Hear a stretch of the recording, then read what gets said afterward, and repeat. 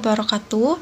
Perkenalkan, saya Najwa Dwi Natasatila dengan NPM 243507111018. Pada kesempatan kali ini, saya akan membahas mengenai salah satu tokoh penting dalam sejarah pemikiran politik Islam, yaitu Al-Farabi. Ia dikenal luas sebagai seorang filsuf besar yang sering disebut guru kedua setelah Aristoteles. Julukan ini menunjukkan betapa besar pengaruh pemikirannya, terutama dalam bidang filsafat dan politik.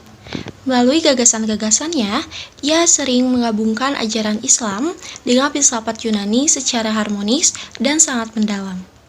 Al-Farabi lahir sekitar tahun 870 Masehi di sebuah wilayah yang bernama Faro. Ia tumbuh dalam lingkungan yang menghargai ilmu pengetahuan dan sejak muda sudah menekuni berbagai disiplin ilmu seperti logika, matematika, musik, dan filsafat.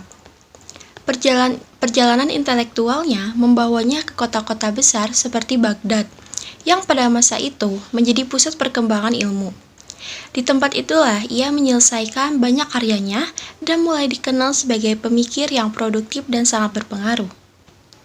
Dalam pemikiran politiknya, Al-Farabi membayangkan sebuah negara yang ideal. Ia menyebutnya sebagai Al-Madinah Al-Fadilah, atau negara utama dan sempurna.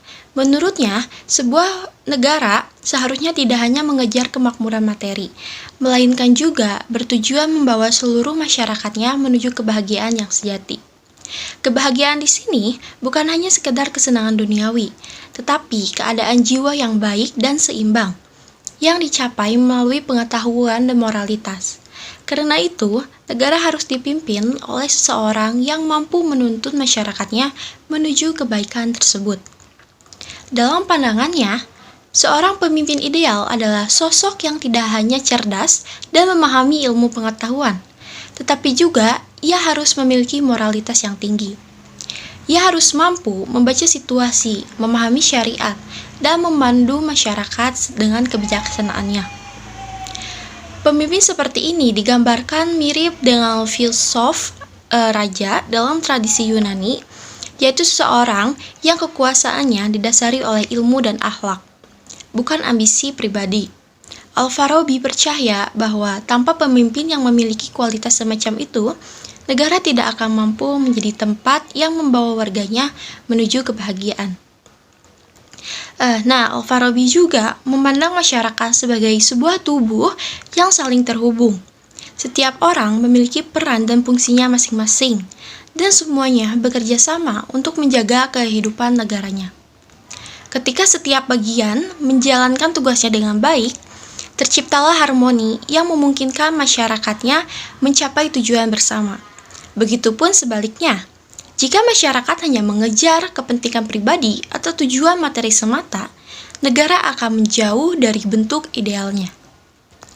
Al-Farabi juga menggambarkan bentuk negara yang tidak ideal, yang disebut sebagai negara jahiliyah. Negara seperti ini hanya berfokus pada kekuasaan, kesenangan, atau kekayaan belaka. Dalam keadaan seperti itu, pemimpin tidak lagi menjadi pembimbing, melainkan hanya mengutamakan kepentingan pribadi.